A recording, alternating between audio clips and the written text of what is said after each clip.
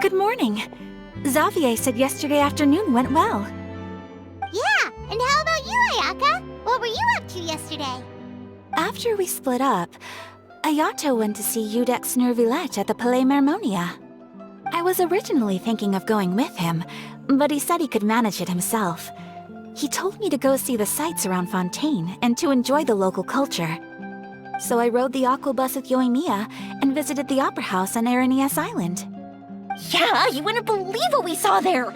2 mechanical puppets that were dancing together! You've already seen them, right? Yeah, those two! Amazing, aren't they? We sat and watched for quite a while. It was mesmerizing, like we could keep watching them forever. Oh, it was the same for us the first time we saw them, too! Afterwards, we went swimming at the beach! Well, diving, to be exact. It was the first time I ever breathed underwater! I held Ayaka's hand and we counted down together. 3, 2, 1, and then splash! We were beneath the waves.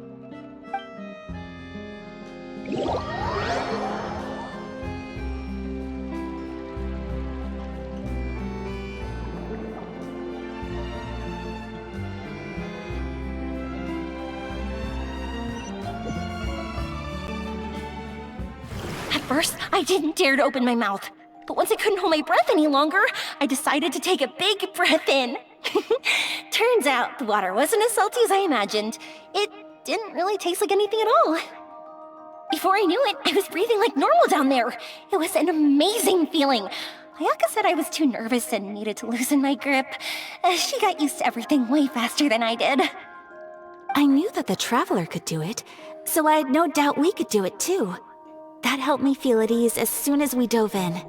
The underwater world in Fontaine truly is beautiful. I love seeing the romaritime flowers blossoming underwater, like little candles lighting up the streets at night.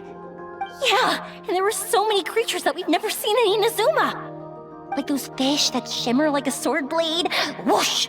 Oh, and those big fish that call when they see people. Ooh.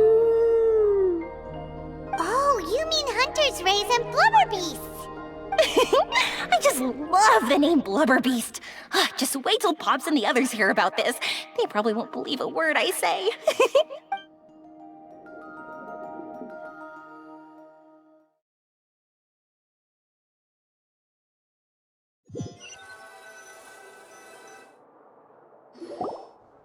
Yoimiya was down there for quite a while.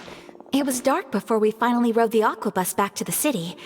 I figured she'd want to sleep in today.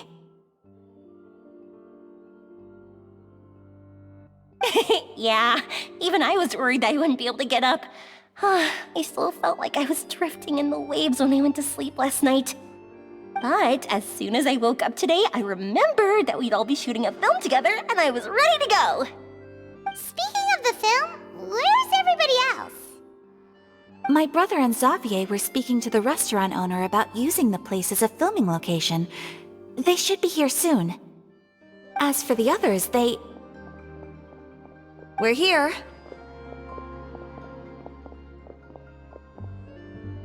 Please excuse my tardiness. I just finished the Special Patrol's 6-mile morning jog. Wait, 6 miles? I'm so tired. I heard you all chatting, so I decided to come down. I sure could use some of that endless energy everyone else has. Good morning, everyone. Morning. Can someone fetch me a cup of coffee? More milk, hold the sugar. Sure, I'd be happy to do that for you. No, you can't go anywhere. Please, have a seat over here so I can get started on your makeup. The last thing I want is coffee stains on my costumes. I can get the coffee. It's the perfect job for an assistant.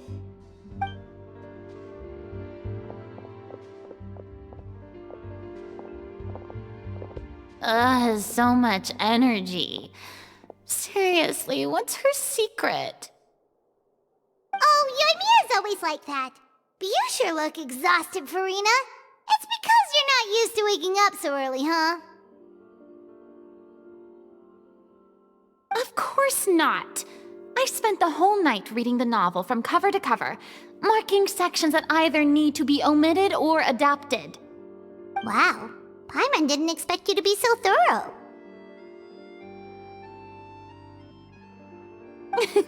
Well, I was the biggest star in all of Fontaine after all. It takes more than just a pretty face to earn a reputation like that. I know how to get serious when the situation calls for it. I went all out when I was acting as an Archon, so why wouldn't I do the same for my own life? Here's your coffee, Director Farina.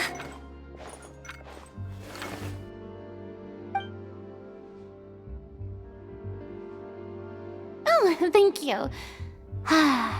The sound of being called director and the aroma of coffee feels almost as refreshing as hearing the birds chirping in the morning. Ah, it seems everyone has managed to arrive on time. We've reached an agreement with the restaurant owner. We are free to use the second floor to shoot our film. Really? That's great! He is really looking forward to our film, and hopes that providing his restaurant as a filming location will attract more customers. Well then, Mr. Xavier, I'll leave the rest to you. Okay, thanks. First, I'd like to introduce our new members. This is our prop manager, Veronique. She'll be in charge of all the film's props and items. And this is Bonneau, our lighting technician. He'll be in charge of lighting and illumination to set up each scene's atmosphere. Wow, sure feels like we have some real professionals joining the crew now.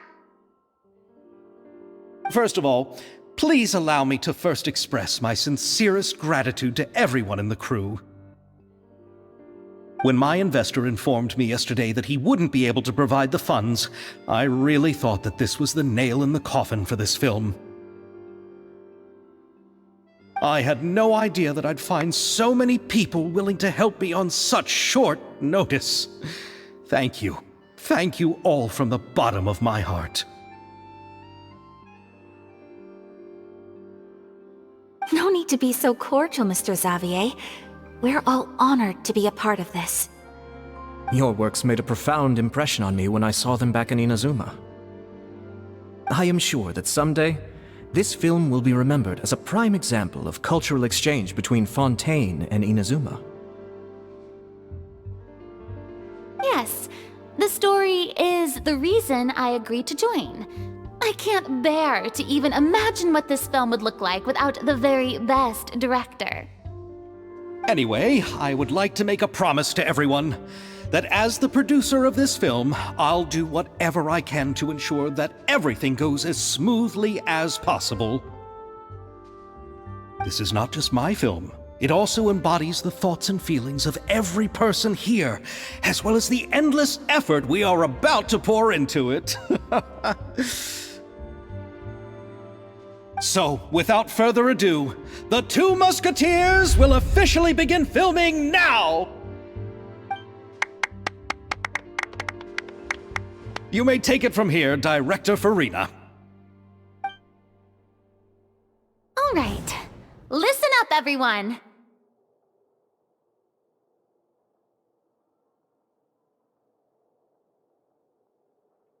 The first scene takes place when the two young musketeers are living at the Baron's home, still unaware of all that is about to happen to them. We'll need props and lighting to set the scene. Our lead actors can go get their makeup done, and extras, please take this time to go over your positions. Whoa, seems Farina's really kicking things into gear as the director. Is everyone clear? I don't want anyone traipsing around the set like umbrella finches. All right, cameras will start rolling as soon as the set is ready. Let's make a film that'll make some serious waves in Fontaine. Not the kind of waves that drown people. I mean, the good kind of waves. Seems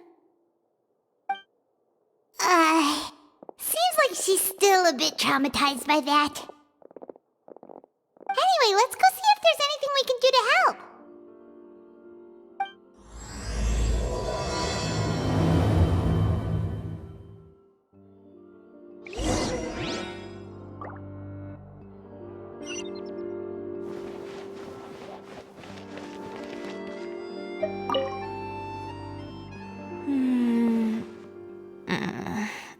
Ayaka has mentioned you to me before.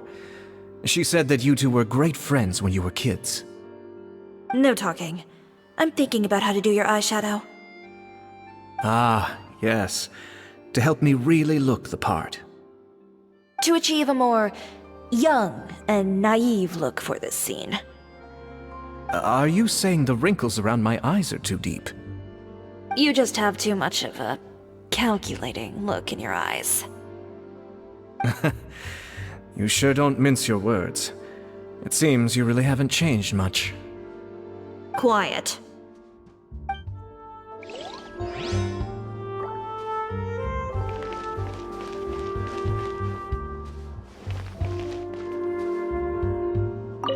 Ah, so this is what a musket looks like.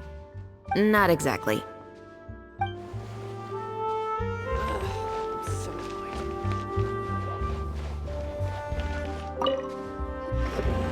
How about here? A little more to the left. You got it. Hey, Yoimiya, do you need a hand? No, I'm fine. You know, doing the lighting is kind of like designing a fireworks show. It's interesting to imagine what kind of atmosphere the lights will create. I heard that the Traveler will be operating the camera and Paimon will be the clapper loader, right? Those roles are just perfect for the two of you. Really? Is that because it'll be easy for Paimon to hold the clapperboard while flying? Well, sure, there's that, but that's not exactly what I meant. I just think that after all your journeys together, you two must have developed a super close bond and just naturally know how to work with each other. If I'm not mistaken, the director will want the cameras rolling as soon as the clapperboard goes clack. Oh, I see! It's amazing to see the magic behind filmmaking. Yoimiya, we need lights over there, too. Oh, on it! I've got to get back to work. Chat with you later. Oh, it's exciting to see so many people working together to bring the film to life. Seems like Yoimiya's really getting into it. But she was right. We do have a super close bond, don't we? Paimon's really happy to hear that.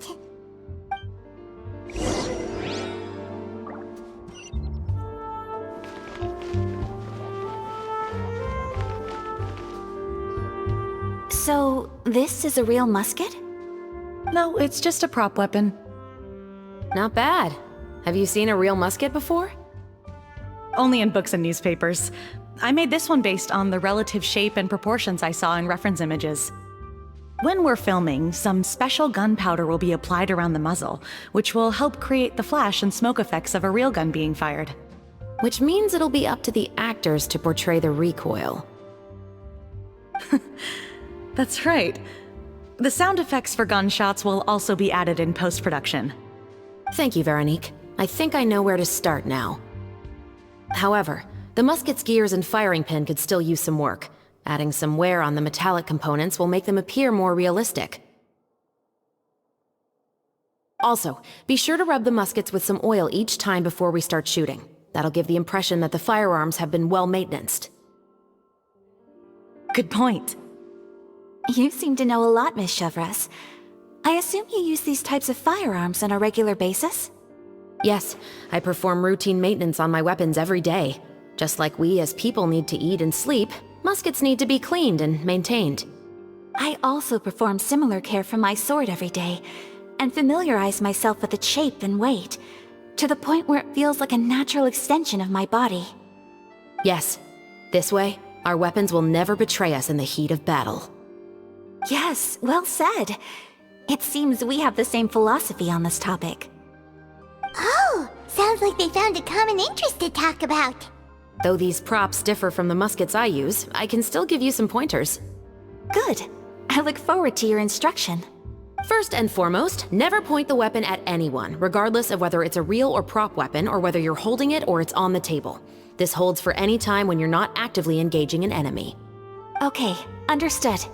When aiming the musket, extend your arm so that it's level with your shoulder, and use your eye to look down the weapon's sights. Like this? Not bad. Now, try saying your lines. This is the end of the road for you.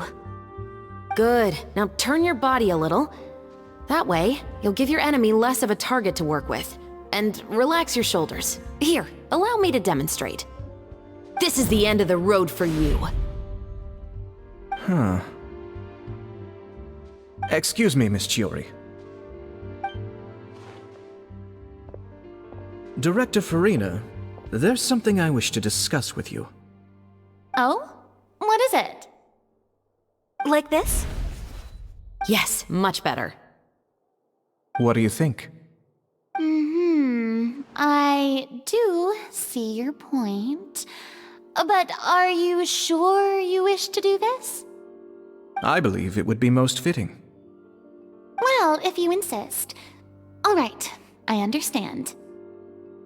Miss Ayaka, Miss Chevres, could the two of you please come over here? Huh? What's going on? Are we gonna start filming now? Let's go see. What is it? I have a question for you, Miss Chevres. Would you be willing to play the role of a musketeer? What? To clarify, I would like to turn over my role to Miss Chevres. But brother... Don't worry, Ayaka. I actually view this as a good thing. I was becoming troubled trying to set aside some time to speak to the staff at the Palais Mermonia. I would like to have some conversations about the cultural exchange between our two countries, and I've heard that the bureaucratic process here can get rather complicated. Now, I will be able to focus on my work. Besides, you also know that I'm not really one for public performances. Are you really sure? From a director's point of view, I also felt like the relationship between the two musketeers in the original story could be improved.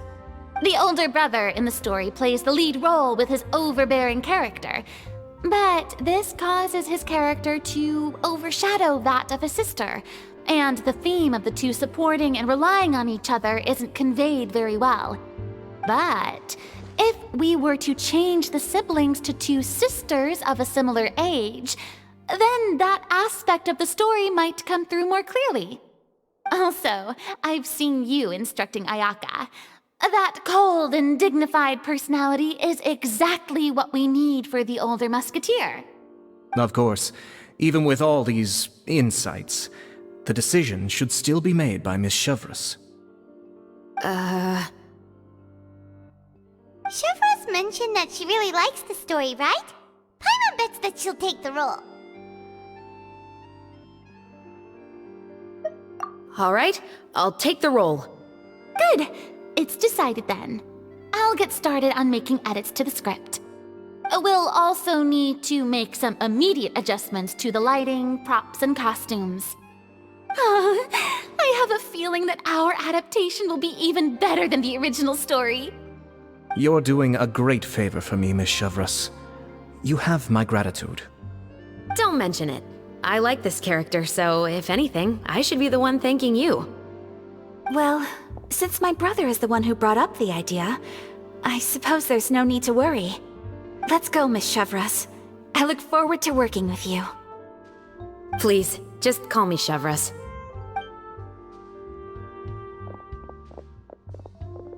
Seems like you're really going out of your way to solve the problem I was having with your makeup. Surely you jest, Chiori. I assure you that I was mostly motivated by a desire to spend more time on formal business. Oh, come on. You really think I'd buy that?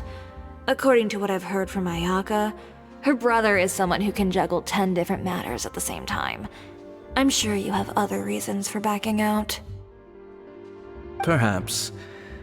Ayaka always said she wanted to go out and see more of the world, just like the Traveler. But I feel that she needs not only to see other nations, but also to make some different kinds of friends. I think it would be harder for her to make new connections with me constantly by her side. I would like to give her some space. Alright, go on. Spoil her some more. Ayato! It's too bad you're stepping down from the role. Paimon really wanted to see you act as a musketeer. No need to poke fun at me.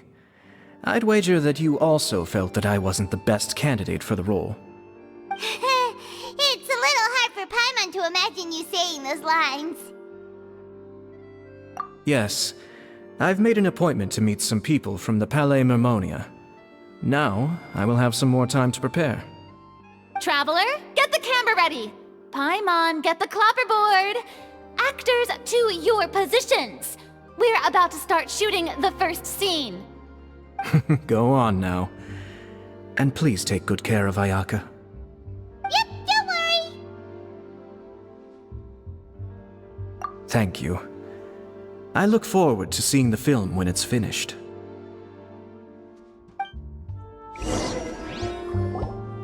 All right, now that we're all here, let me help set the scene for everyone. The first scene takes place when our two main characters are still living at the Baron's estate. They've been ostracized and verbally abused by others in the household, but they still have no idea why. We want to capture how naive and innocent they are despite their pain. Chevris will be playing the role of the older sister, Tulip, and Ayaka will be the younger sister, Iris. Be sure to get close-ups of the main characters at the right moment. Silence on the set! Lights, camera, action! Let's go! Tulip, Mother's been out for quite a while now. Perhaps she went to pick some flowers on the way home. You know how she loves flowers. Iris, Tulip, I'm home. Mother! You were out for so long, we were beginning to worry about you. I'm sorry, but I'm back now, safe and sound. Here, I brought your favorite treat, apple turnovers. Mother, what are those bruises on your hand? Huh? What bruises? Oh, I must have bumped into something while I was working yesterday. But I didn't notice them this morning. Then perhaps they're from when I accidentally tripped when I was out just now. By the way, did you have fun playing at home? What's the matter, Iris? Well, we've realized that no one really wants to play with us. They even took Iris's doll and spat at us. And they even called us names. They said we were... Shh. It's all right. Don't worry. Girls, listen to me. It doesn't matter what anyone says. Don't listen to them. No one can define you with such words. You both have wonderful lives ahead of you. Just like your names. You will both blossom like beautiful flowers. Maybe your time to blossom hasn't quite come yet, but one day, you two will bloom more beautifully than anything else. Don't let the soil you're in now ruin your future beauty, understand? My dear daughters. And cut! Not bad. The actors' emotions were all on point. Let's keep that take. Also, if our clapper loader could avoid shouting at the start of the scene next time. Oh, got it. Great. I was a little worried that my nerves would get the better of me. What about you, Chevris? I felt fine. The lines weren't too difficult at all. Seems like Farina must have adapted the role nicely. You two were great. I couldn't tell it was your first time acting in a film. You should have more confidence. Thank you for your encouragement. Positions, everyone! We'll move on to the next scene after we try a few more camera angles.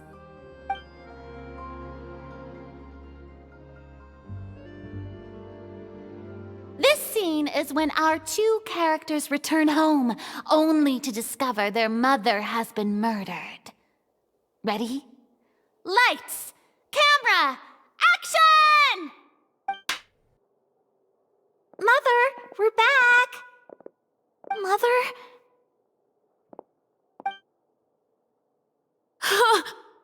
What's wrong, Tulip? Iris, stay away! Huh? Why? What's... Mother! Mother... She's...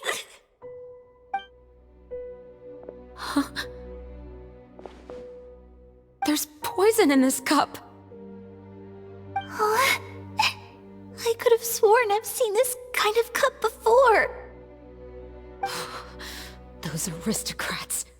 They didn't even try to cover up their actions.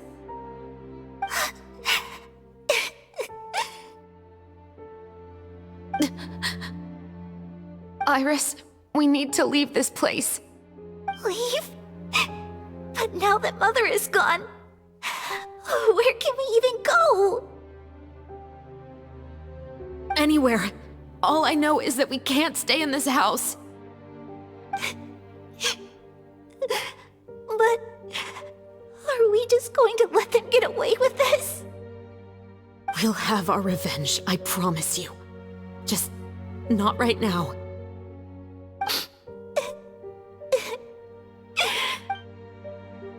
Come on, let's go. No, wait. We can't just leave Mother here like this. At least let me leave this rose with her.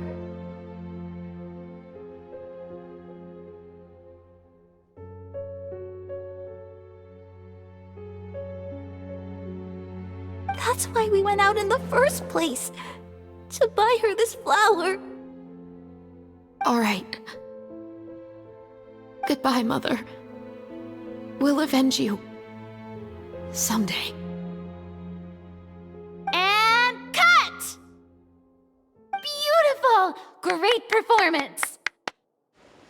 Oh my, you're so amazing, Ayaka! And were those real tears I saw? How did you do it? I was surprised too. Thank you for the kind compliments. Actually, as soon as Director Farina said action, I told myself not to think about anything. I just felt the weight of the moment and became the character. It's quite similar to practicing the art of the sword. You clear your mind and focus only on what's happening in front of you. Ayaka's performance was amazing. Have I discovered an acting prodigy? Pipe down, everyone! We need to move on to the next scene!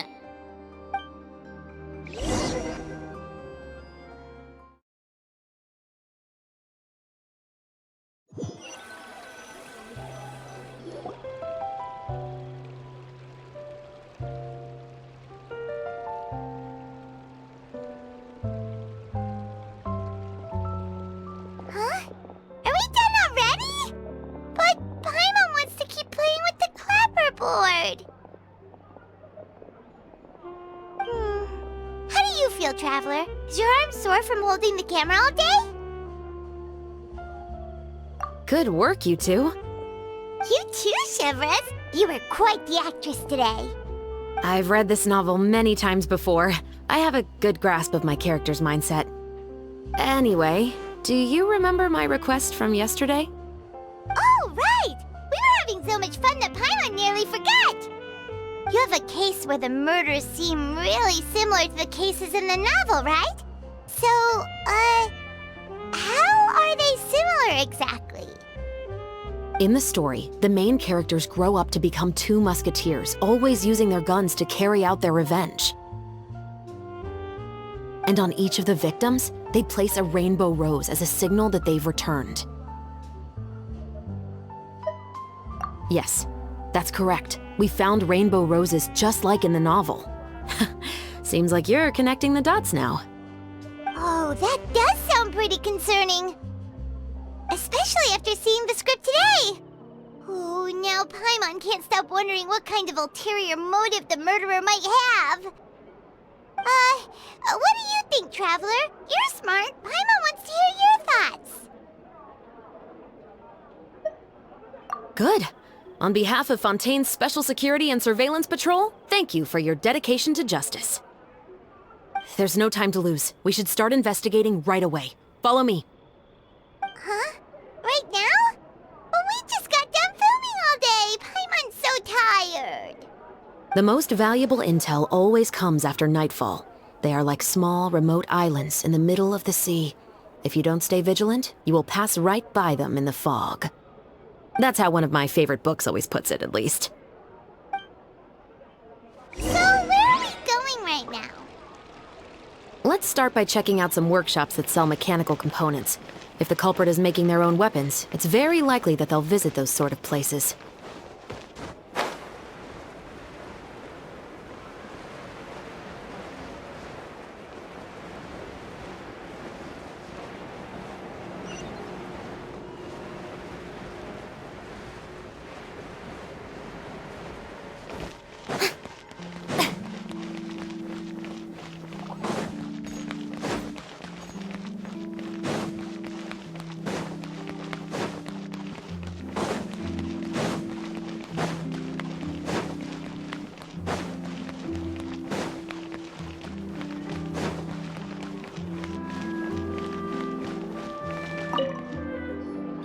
Welcome to Le Show's Clockwork Workshop. How can I help you?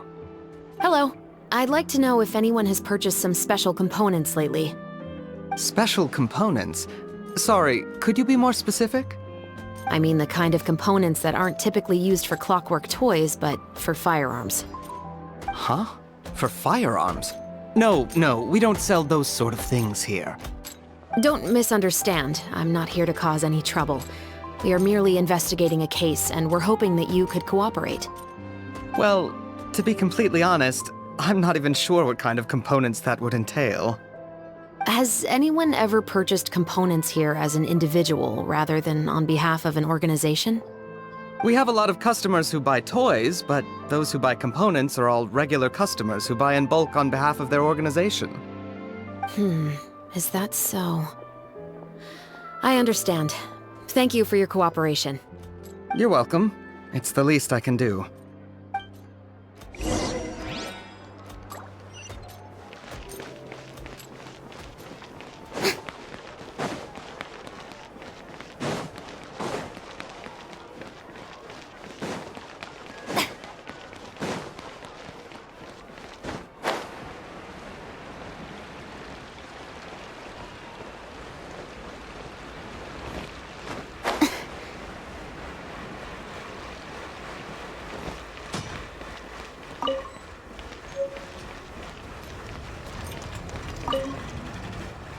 Oh, hey, Chevris.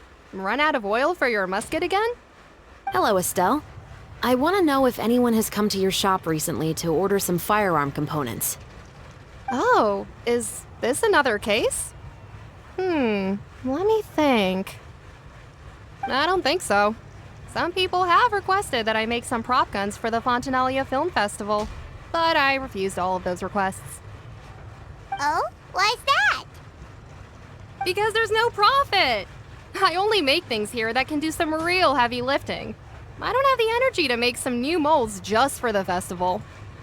Then has anybody come specifically looking for mechanical components? Well, I usually sell off my scrap to the Fleuve Cendre. I don't typically give them to one specific person. I understand. Thanks for your cooperation. Don't mention it. Always happy to have the Musketeers' patronage.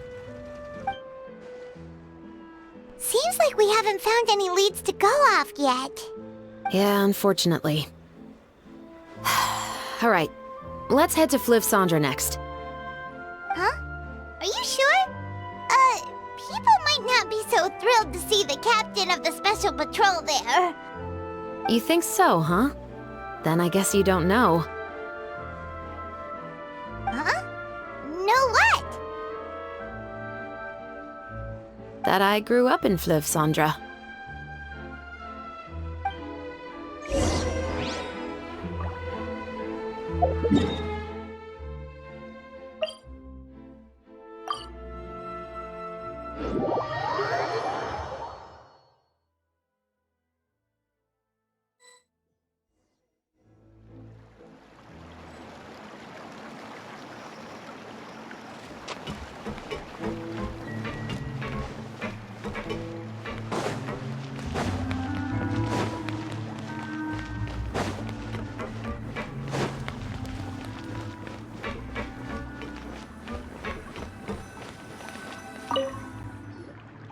What's all this?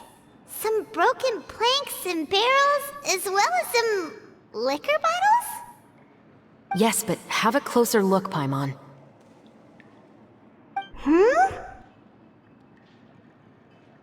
Even though somebody has purposefully tried to clean them up, these are obviously marks from musket bullets. In other words, someone was here trying to improve their shot. They were using the barrels and bottles for target practice. Could it have been the killer? Your guess is as good as mine. Although many people at Fleuve Cendres own guns, few hide the fact from others. And even fewer would go to such lengths to hide markings from practice shots. Anyway, let's go. There might be more to this.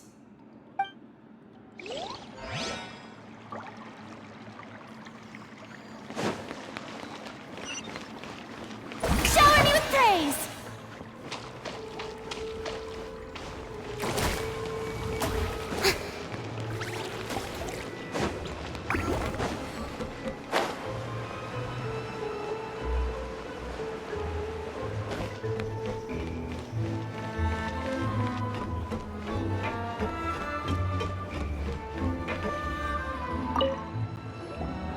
It's been a while, Tetro. Please, just get on with your request. I want to know if you've heard anybody talking about muskets lately. Information isn't free, you know.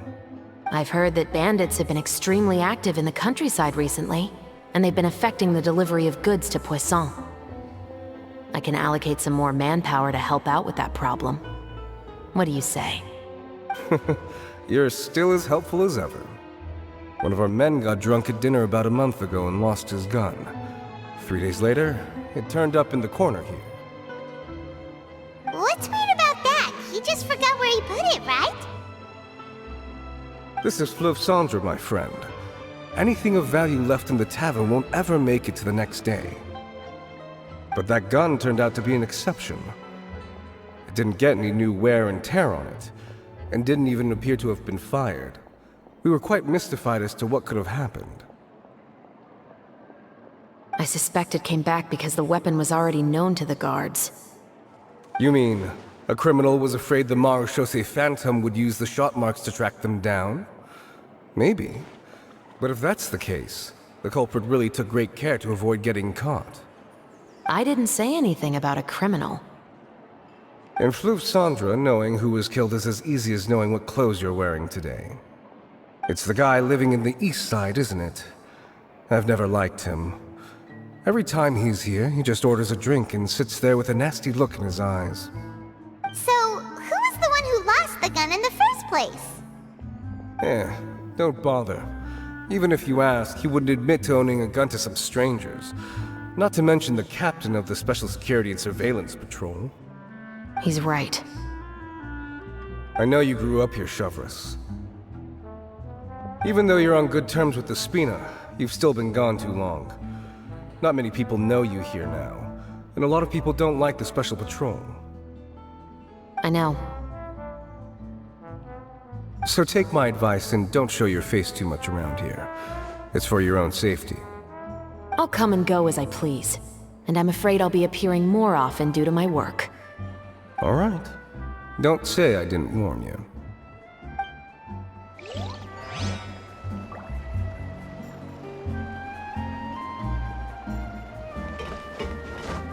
Guess I'm finally on the right path.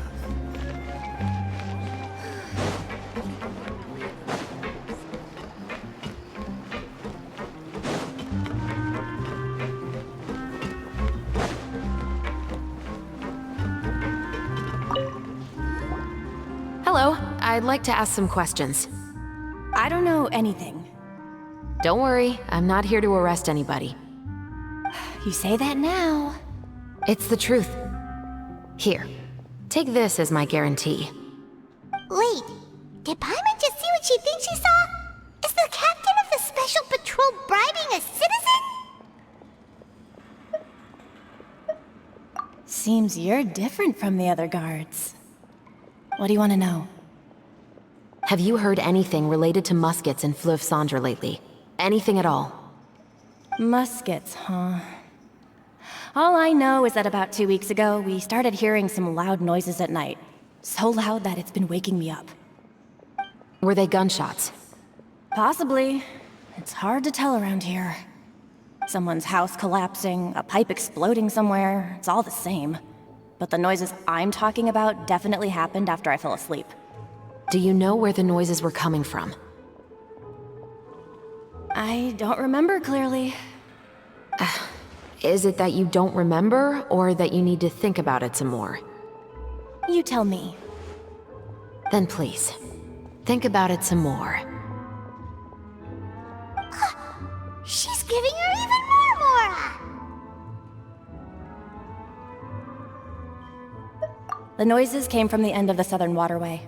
I came out and had a look for myself and I wasn't sleeping well, but I didn't dare get too close.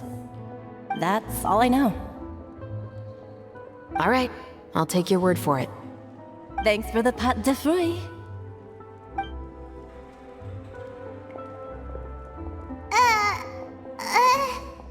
No need to be surprised.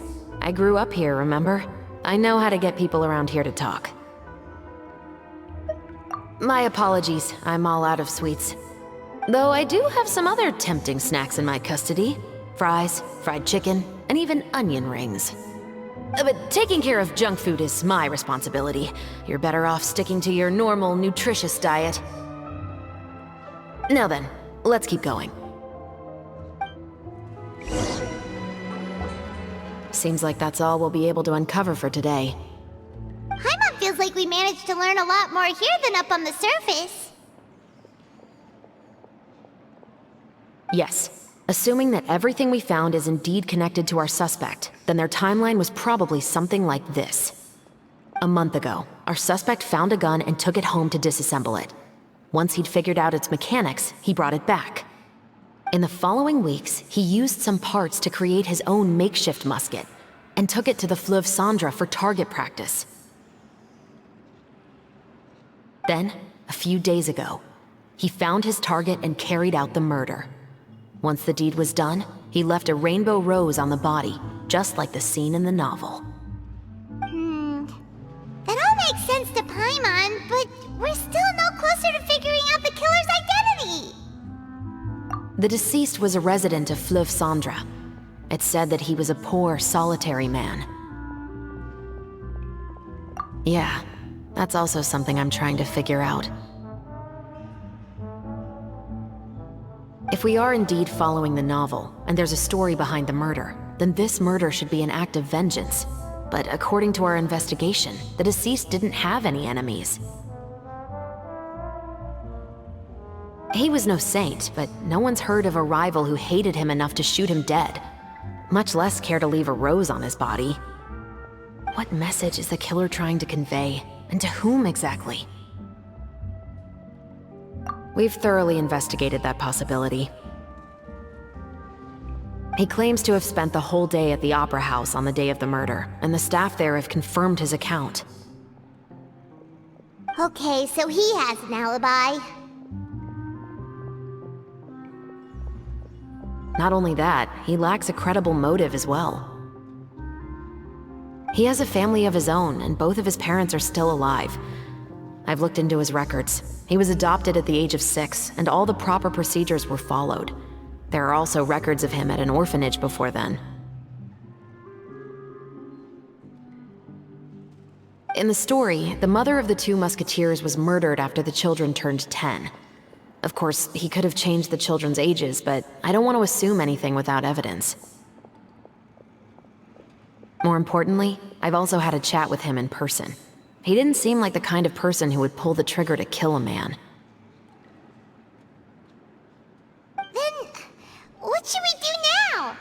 all this new information, but it doesn't help us move forward. Investigations take time. I didn't expect us to catch the culprit in just a single day. How about this? Let's spend the next few days filming with the crew. We can continue the investigation once we're done with the film. I'm sure that given time, new leads will present themselves. Wait, but weren't you saying Intel is like small, remote islands in the middle of the sea just a moment ago? Wouldn't you just miss them if you were to stop looking? Ah, but the book had more than one reference to the islands, Paimon. Oh? What else did it say then? As long as you spend enough time sailing through the fog, you'll eventually come across an island.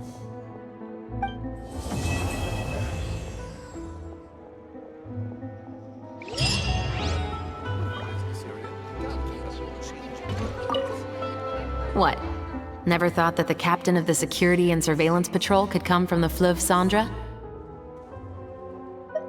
You mean rising through the ranks? It was a struggle, for sure.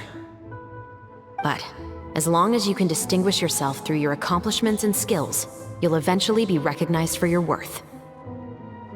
If you look at it another way, my life at Fleuve Cendra has actually taught me a lot of valuable skills.